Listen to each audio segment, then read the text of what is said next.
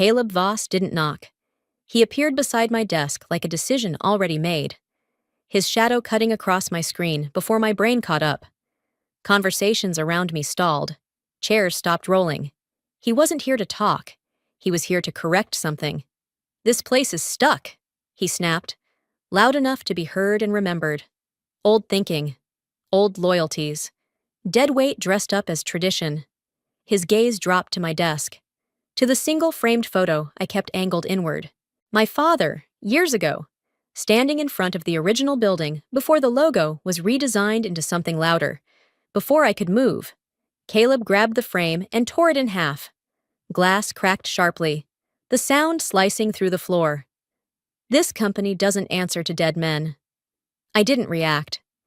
I watched the pieces scatter across my desk, fragments catching the overhead light. Someone behind me inhaled too fast. I kept my hands flat. Steady. The way you do when turbulence hits and you refuse to panic. "My name is Angela Whitman. I'm the Compliance Strategy Manager, 14 years inside this company, long enough to know where rules bend and where they must not. I don't run teams. I don't approve budgets.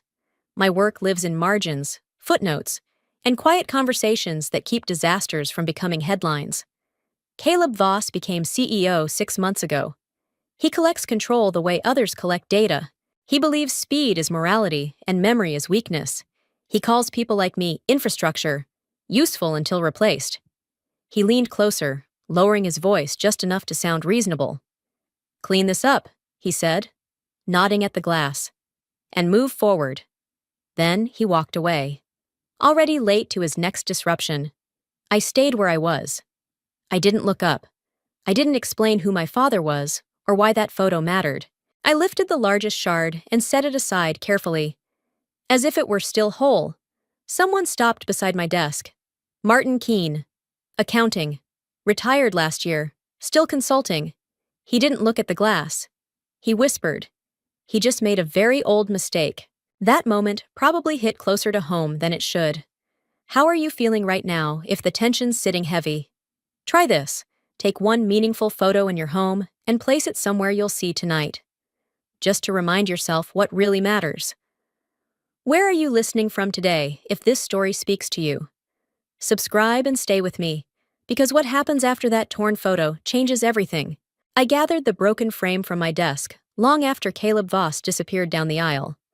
His outrage already recycled into someone else's problem. The photo wasn't decoration. It had never been about sentiment or nostalgia. It was proof that someone once stood between this company and the worst version of itself. I brushed glass from the image. My father's face split, but still calm, and felt something tighten behind my ribs. Thomas Whitman was never an executive. He didn't chase titles or stock options. He was the man legal called when a contract crossed an ethical line. The one finance asked to sit in when numbers started lying. When people panicked. My father slowed them down. When shortcuts looked tempting. He explained the cost. He didn't save the company by force. He saved it by refusing to let it lie to itself. That was the version of the company I joined 14 years ago. That version didn't survive Caleb. While I taped the photo together, another email hit my inbox. 2 more employees gone. People who trained me. People who knew where the risks were buried.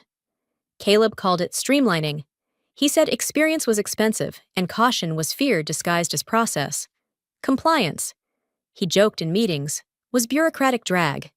He liked that phrase. It sounded decisive. Every firing landed heavier than the last. I watched long-serving managers pack quietly, escorted like liabilities. I watched younger replacements applaud the speed. Nobody asked what disappeared with them. Nobody asked who would catch the problems now. I did. I always did. That was my job, even when my job stopped mattering. The calendar invite for the first strategic leadership meeting arrived that afternoon. Everyone I reported to was on it. My name wasn't. I stared at the empty space where it should have been, reread the agenda twice, then closed it without replying. Being excluded wasn't an oversight. It was instruction. By the time the meeting started, the floor felt different, louder, lighter, like gravity had been reduced. I stayed at my desk, Finishing a risk memo no one requested. Knowing exactly how this worked. When decisions are made without resistance, they move fast. When they move fast, they break things quietly. The pain didn't spike. It pressed. A slow, steady pressure that made it hard to breathe normally. I wasn't angry yet. I was insulted. Reduced to an obstacle instead of a safeguard. My father's photo sat propped against my monitor. Imperfect. Repaired. Still watching. Then my screen lit up again. An internal email, not meant for me, forwarded automatically through a distribution error. Subject line, retiring outdated ethics frameworks. I read it once, then again. The words settled cold and deliberate. They weren't cutting red tape. They were erasing memory. The phone didn't ring right away. That was the first thing I noticed. After the email. After the meeting I wasn't invited to. After the silence settled like dust. The building seemed to wait. I stayed at my desk, finished work no one had asked for, and let the day end without ceremony. When I finally stood to leave, my phone vibrated once. A number I hadn't seen in years. Eleanor Brooks spoke before I could say hello. Her voice was steady, practiced. The same tone she used in hearings when rooms stopped breathing. She had been the company's external legal advisor during its worst years. The one executives pretended not to need until they did. "I'm calling because I heard what happened," she said. Not what Caleb said. Not the meeting. What happened? She didn't ask for details. She didn't need them. Then she said it, carefully.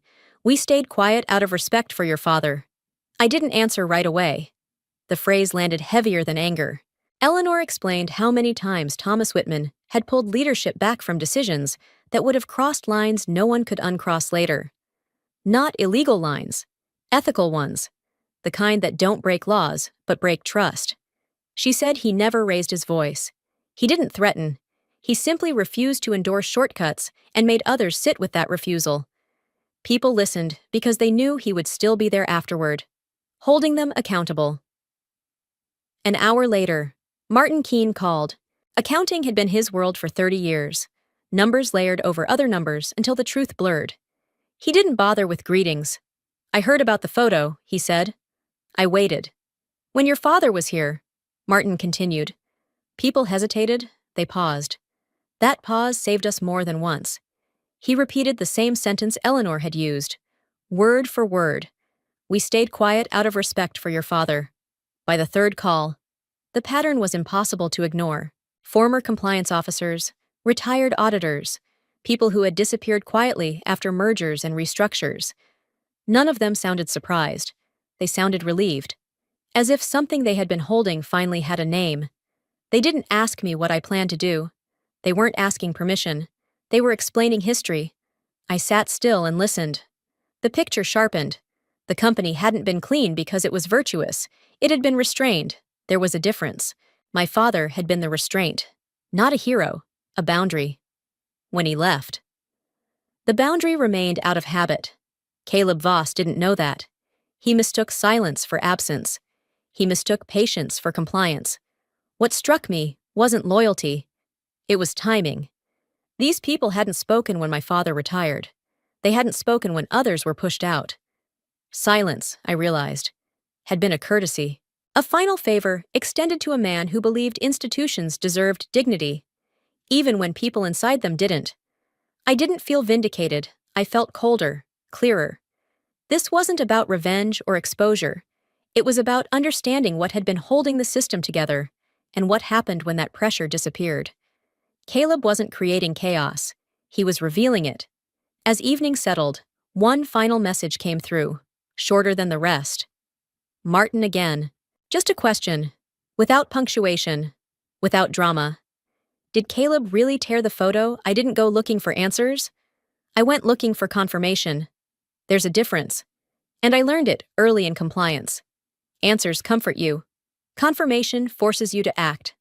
That night, after the call stopped and the building emptied, I opened the archive system most people forgot existed. Not because it was hidden, but because it required patience.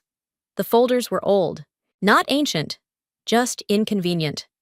They belonged to an era before dashboards and summaries, when decisions were written out fully because someone expected to be questioned later. My father had insisted on that.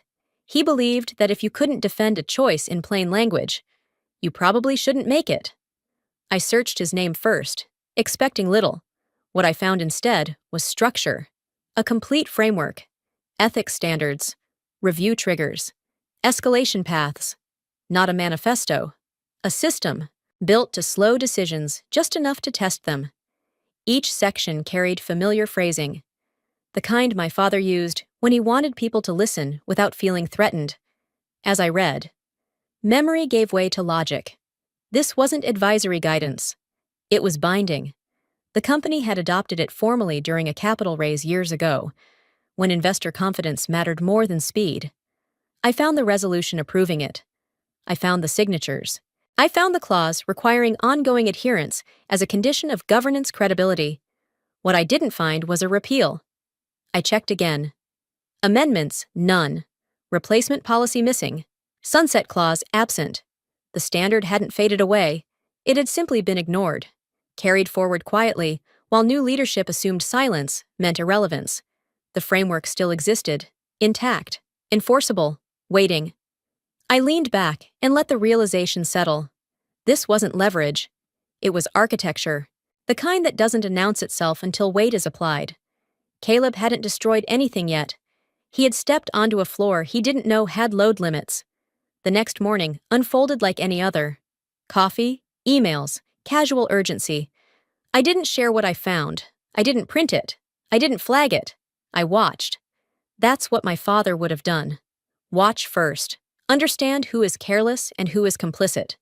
By midday, my inbox refreshed with something unexpected. A request, formally worded, from one of our largest external partners. Subject ethics compliance verification. No accusation, no threat. Just a requirement tied to an ongoing negotiation. Standard procedure. They claimed. I recognized the phrasing immediately. It mirrored the language from the framework I had just read. I read the email twice, then a third time. They weren't asking for assurances. They were asking for evidence, proof that the company still operated within the ethical boundaries it once promised to uphold. Boundaries Caleb had publicly mocked. I forwarded the message to no one. Instead, I opened the framework again and matched the request point by point. The alignment was precise. Too precise to be coincidence. Someone on the other end remembered. Or someone had gone looking the way I did. The logic unfolded cleanly after that. Investors hadn't trusted the company blindly. They had trusted the system Thomas Whitman built. That trust had never been withdrawn. It had just been taken for granted. Now it was being tested. I closed the archive and locked my screen. For the first time since the photo shattered, the pressure in my chest eased.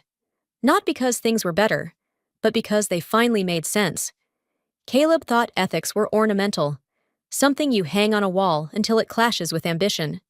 He never realized they were structural, load-bearing, and somewhere outside this building, someone had just started checking the math. The next paragraph has a hidden detail that only a sharp person can catch. I didn't accuse anyone. I didn't send warnings or escalate concerns. I responded to the request exactly as written, attaching the original ethics framework, the adoption resolution, and the unamended governance clause. No commentary, no interpretation, just documents, clean and intact, the way they had been preserved. It felt almost anticlimactic, like placing a single stone on a table and waiting to see who noticed the weight. After I sent it, I waited. That was the hardest part. Silence stretches differently when you know something has started moving. Emails continued to arrive. Calendars filled. The office buzzed with the artificial confidence of people convinced momentum equals safety. I kept my head down and did my job. Knowing restraint was now my sharpest tool. I reviewed routine filings, answered procedural questions, and sat through meetings where ambition outpaced caution. No one mentioned the request. No one asked what I had sent. That omission told me everything. They assumed compliance was noise, not architecture. They assumed nothing serious could come from paper written years ago by someone no longer alive. Caleb Voss noticed within hours. His assistant didn't bother with pleasantries. I was told to come upstairs immediately. No agenda. No witnesses. His office looked the way power imagines itself should look: clean lines. Expensive restraint. Nothing personal. He didn't ask me to sit. He didn't waste time. "You went behind my back," he said. I didn't argue. I didn't deny it either. I told him the request came externally and was handled according to protocol. That was true. Caleb laughed once, short and sharp, like punctuation. He stepped closer and lowered his voice, choosing intimidation over volume. "You're a legacy liability," he said. "You and everything you represent. Old frameworks, dead men. We're done carrying that weight." I listened. I always listen. It gives people room to expose themselves. He accused me of slowing progress, of clinging to outdated ideas, of undermining leadership. He said compliance existed to support strategy, not restrain it. I nodded when appropriate, responded only when necessary, and kept my answers procedural. He dismissed me without resolution. That, I realized, was his mistake. He thought confrontation was the end of the exchange. For me, it was confirmation, back at my desk. The tension sharpened. I checked my sent folder again, confirming nothing more than documents had left my system.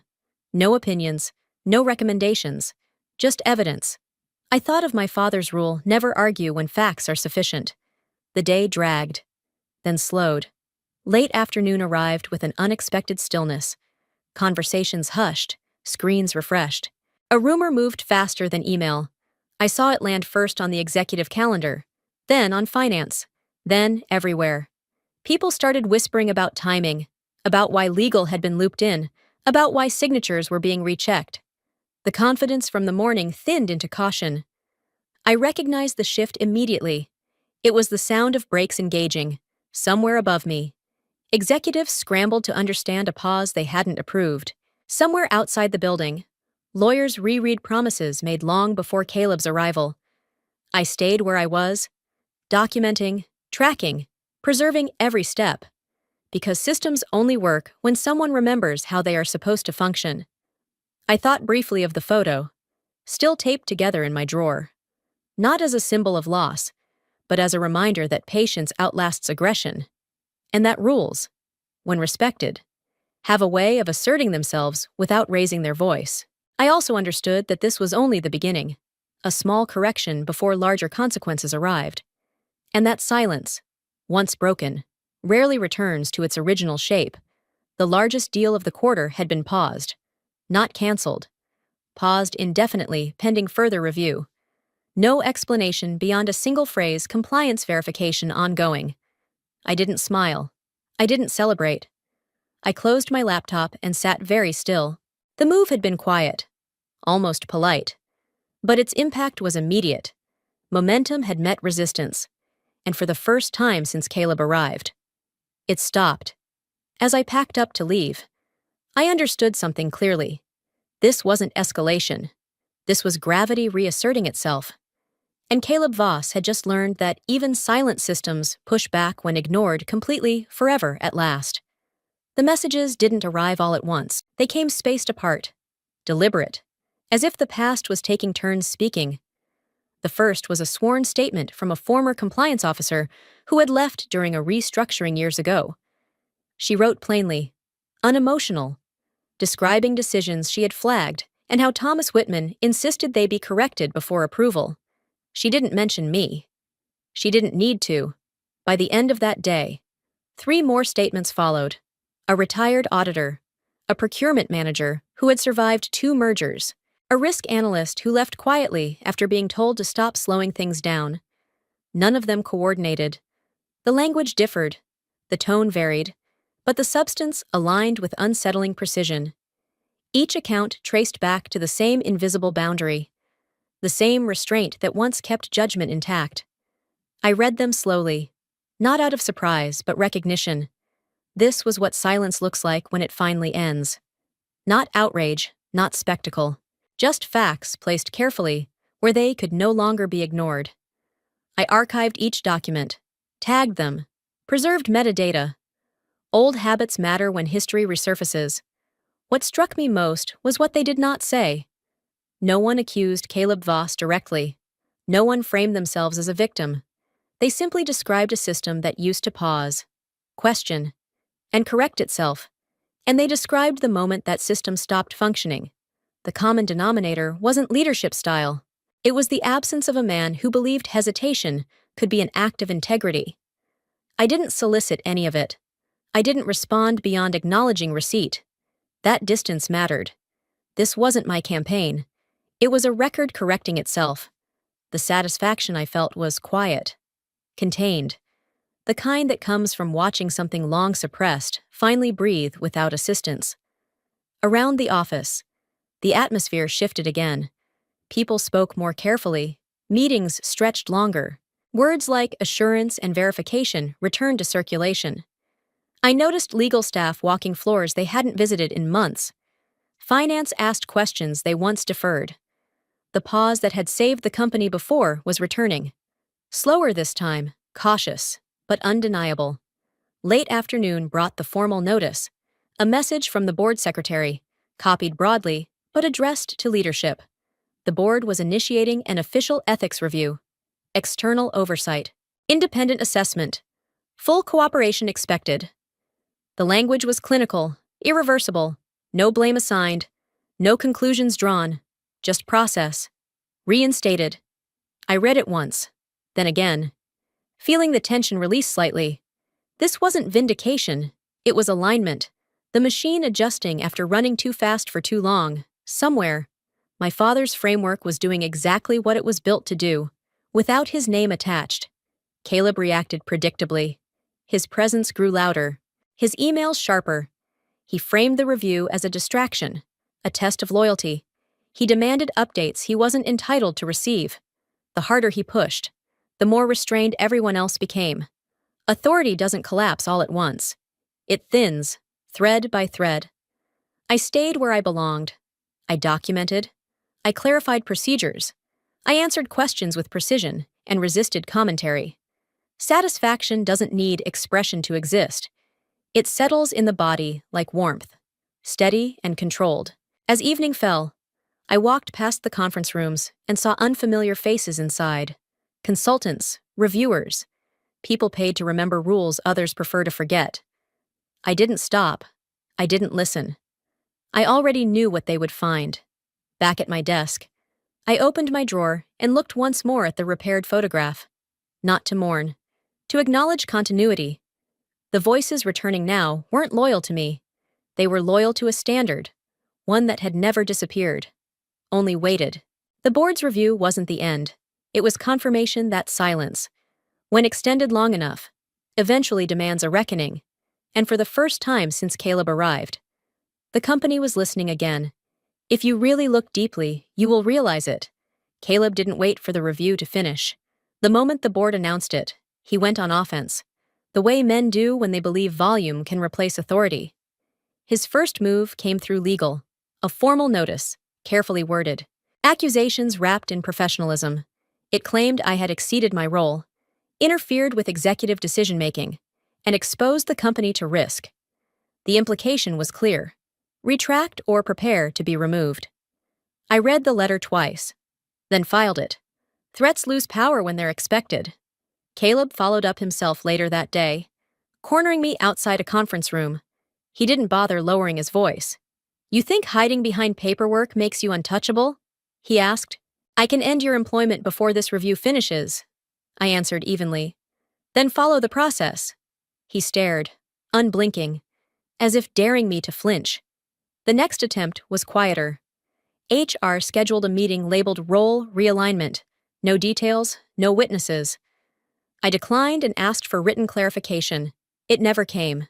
Instead, my system access was delayed, approvals rerouted, small frictions introduced to remind me how exposed I was. Caleb understood pressure. He just misunderstood resilience. The confrontation he wanted arrived during a leadership meeting I was finally invited to attend. Likely a spectacle. The room filled slowly, tension obvious. Caleb opened with prepared remarks about innovation and speed, then pivoted abruptly. "Some people," he said, glancing in my direction, "confuse history with authority. A few nervous laughs followed. He continued, emboldened. We are not bound by outdated moral theater, dead frameworks, dead men. My father's name wasn't spoken, but it didn't need to be. Caleb smiled as if he'd landed something clever. Sentiment doesn't run companies, he added. Results do. The room went quiet. I felt the pressure spike, sharp and immediate. But I stayed still. Speaking would have given him what he wanted. Instead, I watched faces. Some avoided eye contact, others stiffened. One board member shifted in his chair, pen pausing mid-note. Caleb mistook silence for agreement and pushed further. If honoring the past means slowing the future, he said, then the past should stay buried. That was his mistake. The meeting ended without applause. People filed out carefully. Conversations hushed. Caleb brushed past me. Satisfied, already framing the narrative in his head. I returned to my desk and documented the exchange. Not commentary, facts, time, language used, attendees present. I forwarded nothing. An hour later, a calendar update appeared. Emergency board session, mandatory attendance, no agenda. When I entered the room, the mood had changed. Legal counsel was present. So was the board secretary, laptop open, recording indicator active. Caleb looked annoyed, not yet alarmed.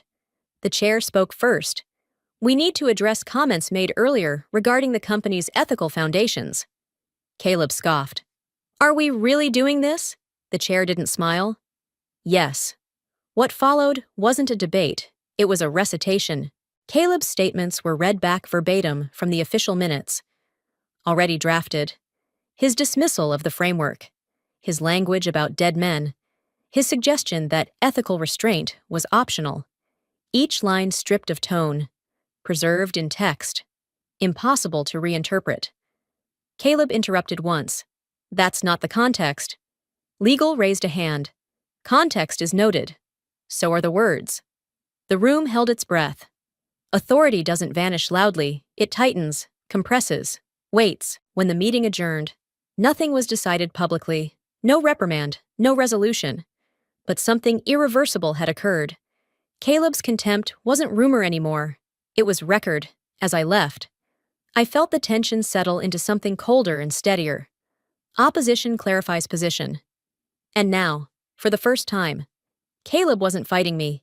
He was fighting the minutes. I didn't rush the letter. Power had shifted, but it hadn't settled yet, and premature movement would have turned gravity back in Caleb's favor. I waited a full night, letting the tension cool into clarity. By morning, the noise had faded enough for intention to surface. The board didn't need outrage. They needed alignment. The letter was short, deliberately so. No accusations, no chronology, no mention of Caleb Voss by name. I addressed it to the chair and copied only those required by governance. Then I wrote the only thing that mattered. When my father was asked to define leadership, I typed. He said this, if speed requires silence, it isn't progress, it's avoidance. He believed systems fail when people stop listening to the limits that protect them. That was it. 2 sentences. No demands. No conclusions. I attached nothing. I didn't explain why I was writing or what I expected them to do. I sent it and closed my laptop. The response wasn't immediate. It came in the way real authority responds through action, not reassurance. Meetings were reshuffled. Approvals stalled. Caleb's calendar began to empty. The friction he had engineered for others returned to him. Quietly and without explanation. Power doesn't announce itself when it moves. It rearranges priorities and waits for people to notice. By midday, I was asked to attend a session I hadn't been scheduled for. Legal was present again, so was outside counsel. The board chair opened with a neutral tone. This isn't disciplinary, she said. It's procedural. That word mattered. Procedure is where control hides when egos are stripped away. Caleb arrived late. He looked irritated, not yet cautious. He sat, arms crossed, and scanned the room like someone expecting resistance. Instead, he found process. The chair spoke again. Effective immediately, she said. Certain executive decisions will require board concurrence pending the outcome of the ethics review. Caleb leaned forward. That's not necessary, he said sharply. You're overcorrecting. The chair met his gaze.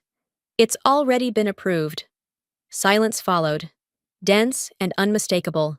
Legal counsel added, this includes hiring, termination, and strategic partnerships.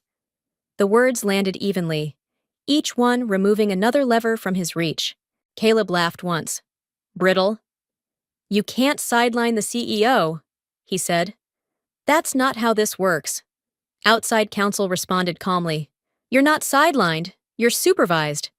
The distinction was precise, devastating. I watched the realization form slowly, like a delayed reaction. Caleb opened his mouth, then closed it. He looked around the table, searching for allies who weren't there. The board wasn't angry. They were resolved. That was worse. The meeting ended without debate. No vote was taken in the room because it had already been taken elsewhere.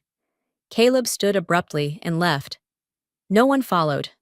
In the hallway, the atmosphere felt altered, as if pressure had equalized.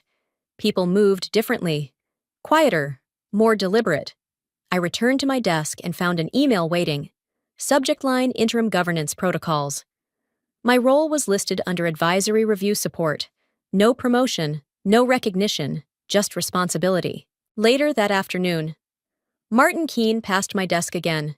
He didn't stop this time. He nodded once. That was enough.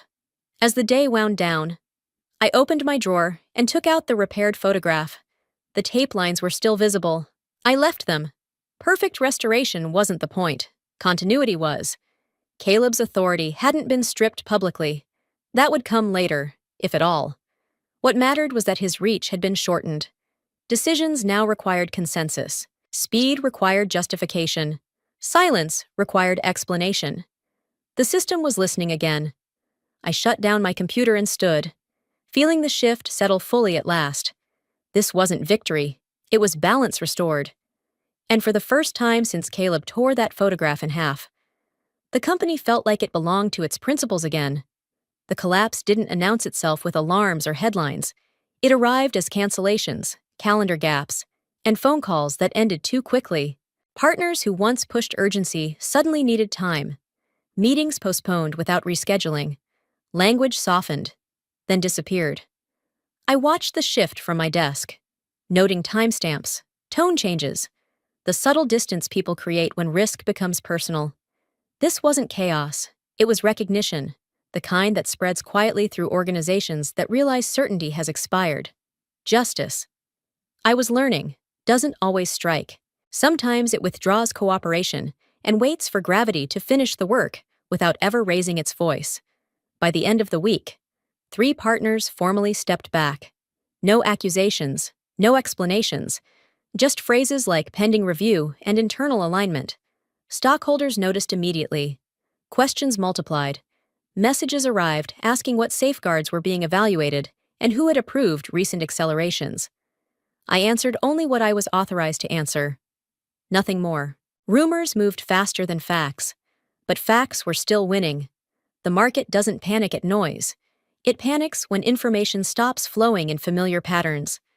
That absence unsettles investors more deeply than any visible failure ever could, because expectations collapse before valuations do without warning or mercy.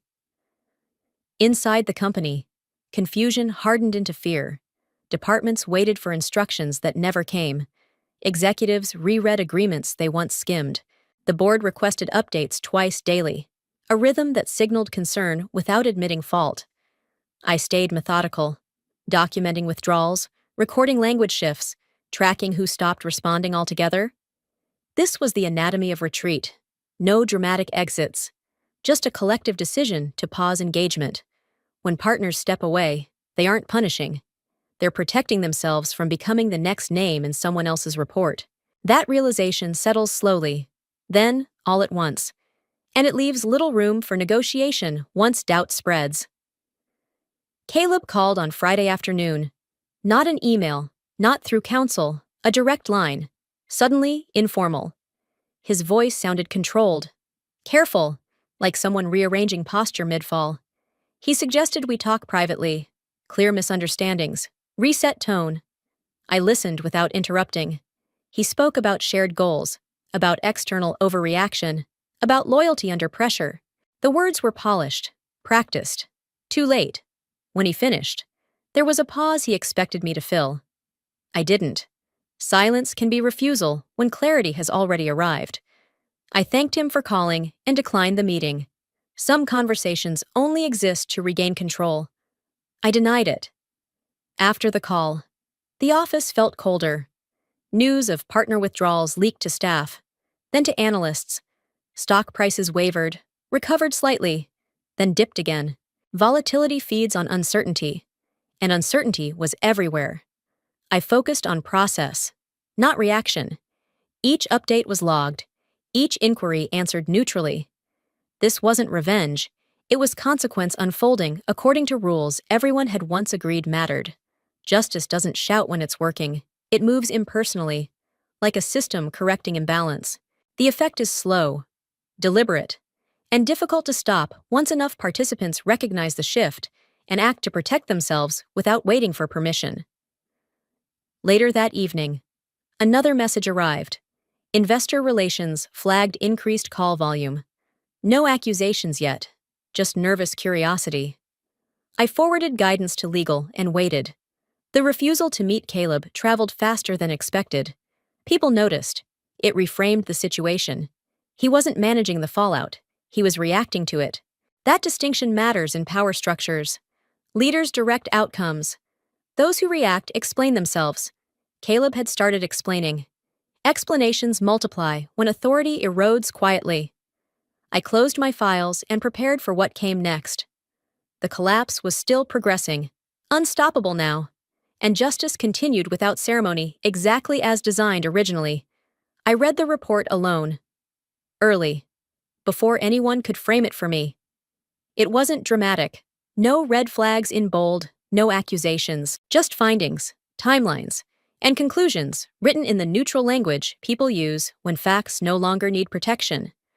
The review traced decisions back to processes, then to deviations, then to approvals that should have paused but didn't. It explained what failed and why, without naming villains. That restraint gave it weight. Scandal relies on outrage. Truth relies on consistency. When the board released it publicly, the reaction was muted and unmistakable. Markets adjusted. Partners acknowledged receipt. Media summarized and moved on. There were no crowds, no shouting executives, no interviews staged for sympathy, just a correction taking place in full view. Caleb didn't fight it. He couldn't. The report didn't attack him. It documented him. Every shortcut, every dismissal of review, every moment where speed replaced judgment. There was nothing to rebut, because nothing was framed as opinion. By noon, his resignation circulated internally, brief and formal, effective immediately, no farewell message. I felt satisfaction, but it was contained, like pressure released through a valve instead of an explosion. This wasn't victory, it was alignment restored. The system had done what it was designed to do once it was allowed to function again. Later that afternoon, I was called into a board session, no urgency, no secrecy. The chair thanked me for my professionalism, for maintaining boundaries, for resisting escalation. Then, she said something I hadn't anticipated. They wanted me to step into an expanded role, overseeing ethical governance integration across departments. I didn't answer immediately. Titles had never interested me. Responsibility did. I asked what the role required. She described process authority, independence, access, not power for its own sake, but insulation from interference, a structure my father would have recognized. I accepted with conditions, clear reporting lines, documented protections, sunset reviews. They agreed without hesitation. The decision had already been made. They were confirming alignment. When I returned to my desk, the building felt quieter, not subdued, but settled. People worked. Conversations resumed without edge. The photo stayed in my drawer. It didn't need to be visible anymore. Truth doesn't yell. It doesn't posture or threaten. It accumulates, waits, and steps forward when noise exhausts itself. Watching that happen was satisfying in the only way that lasts: nothing extra, nothing missing, everything accounted for. I thought about my father then, not as a symbol, but as a practitioner, someone who trusted systems more than personalities. He used to say that restraint was not weakness, that limits existed to preserve choice later. Sitting there, I understood how rare it is to see that principle validated without spectacle. The company would recover slowly, unevenly, but with a clearer spine. People would argue again, challenge assumptions, ask why instead of how fast. That was enough. I shut off the lights, carried my bag, and left knowing the work ahead would be quieter, harder, and worth doing. The board would call it governance reform. Consultants would label it a framework reset, and employees would experience it as permission to slow down. None of those descriptions mattered much. What mattered was that decisions would once again leave footprints, that accountability would travel with authority instead of chasing it afterward. I knew my role would attract resistance, subtle and persistent, but resistance is manageable when rules are clear and enforced evenly. As I walked out, I felt no triumph, only a steady resolve. The truth had spoken quietly, and everyone had heard it. That realization stayed with me as the days unfolded, shaping choices, tempering reactions, and reminding me that lasting change rarely announces itself. It settles in policies, habits, and expectations, altering outcomes long after names fade. I was ready for that work, and for once, that readiness felt earned, grounded in patience rather than urgency, in structure rather than impulse, exactly where it belonged. It would be enough to carry me forward without apology. Quiet systems endure longer than loud victories, and I intended to build one that would last. That certainty followed me into the evening like a promise kept. It was finally enough for now. Truly so. I arrived early the morning the frame returned.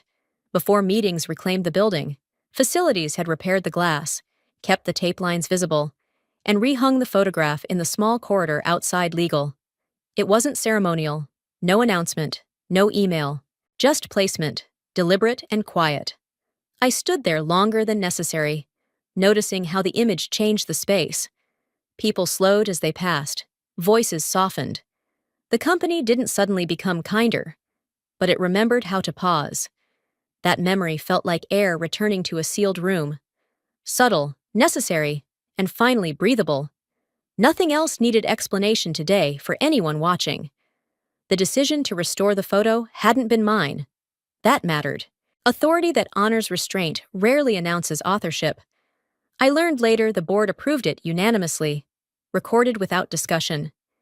They understood symbolism wasn't about honoring the past, but stabilizing the present. I returned to my desk, answered emails, signed off routine items, and listened. The building sounded different, less sharp. When people glanced toward the corridor, they didn't stare. They acknowledged. Acceptance moved quietly. Not celebratory, just settled. The way systems behave after turbulence passes and control resumes through shared agreement without forced smiles, speeches, or promises to anyone else. My father would have disliked the attention, but he would have understood the intent. Thomas Whitman believed institutions needed visible reminders of limits, not idols. He used to say culture survives through small signals repeated consistently. Seeing his photograph restored wasn't validation, it was continuity. I felt calm rather than proud. Pride inflates outcomes.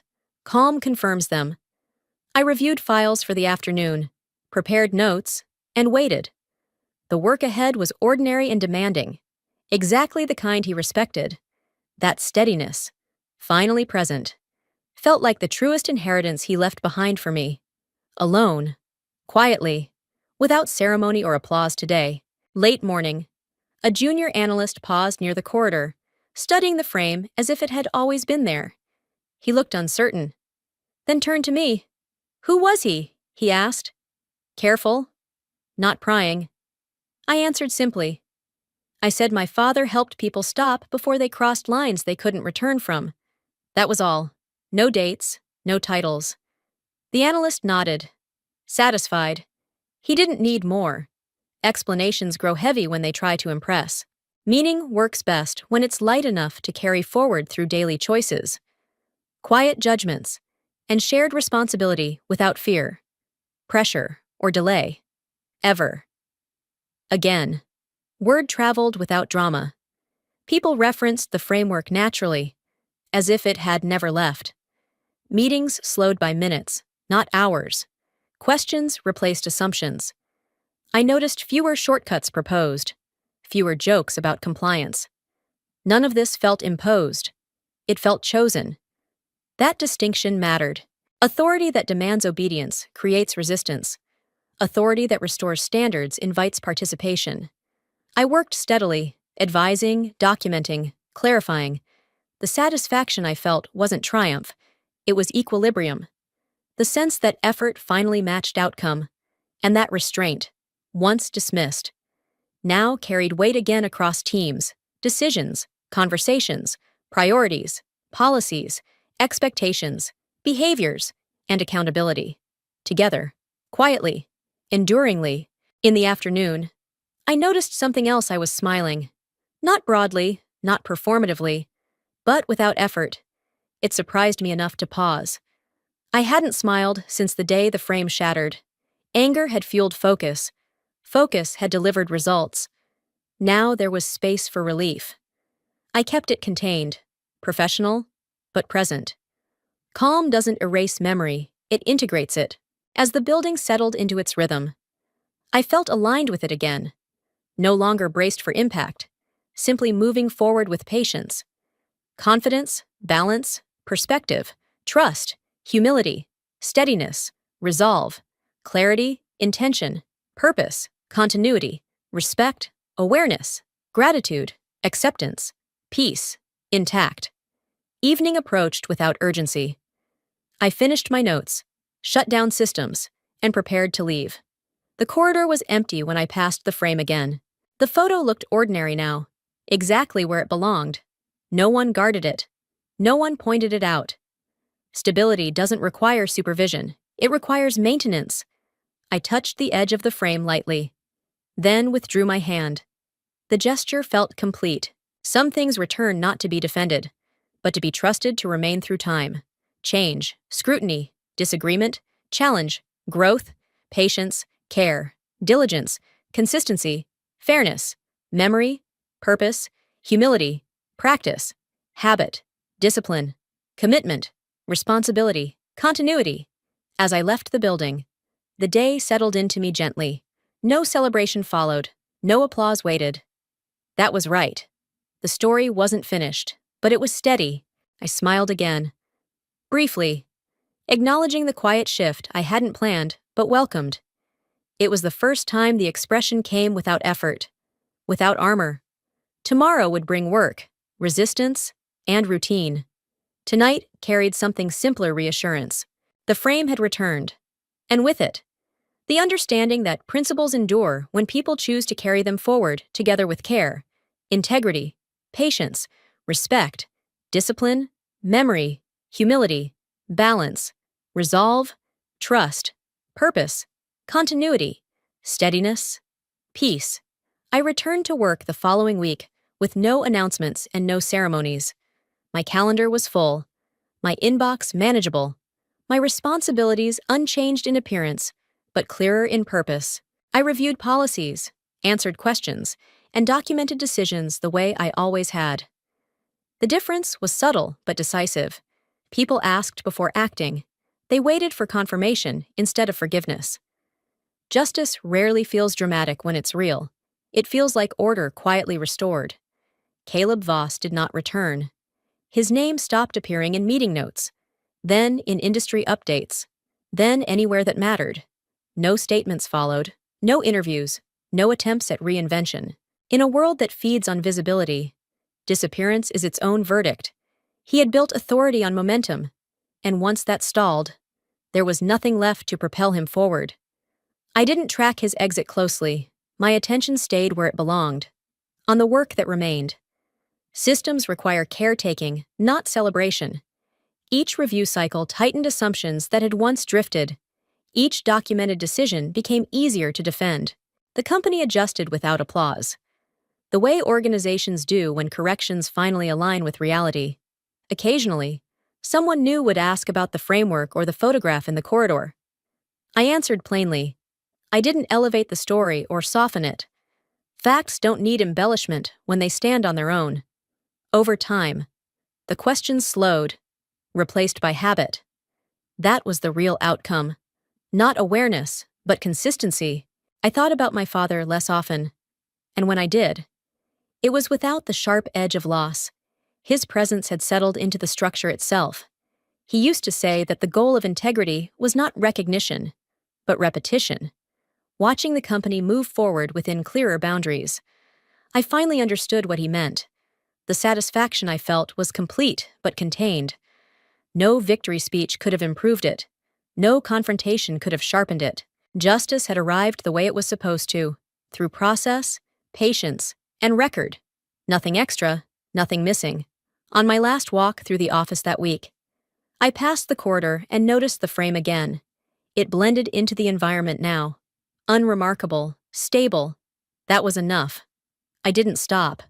I shut down my computer, turned off the light at my desk, and left the building without looking back. The work would continue tomorrow. And that continuity mattered more than closure. It felt right that no single person claimed credit. Change anchored itself in routines, not reputations, and that made it durable. I understood then that my role was never to defeat anyone, but to remove the conditions that allowed disregard to flourish. The system did the rest once it was reminded how. That understanding brought closure without bitterness, and purpose without noise, the kind that lets you keep showing up, steady, alert, and willing to protect the line again. Tomorrow would demand the same discipline without compromise or apology from me. He thought he tore a photo. What he really tore was the silence that protected him. I didn't win this story by being louder, smarter, or faster. I won it by staying when it would have been easier to walk away. By holding the line when silence felt safer than truth. What this experience taught me is painfully practical systems don't collapse because of villains. They collapse because good people stop insisting on standards. And emotionally, it reminded me that grief doesn't always ask for tears.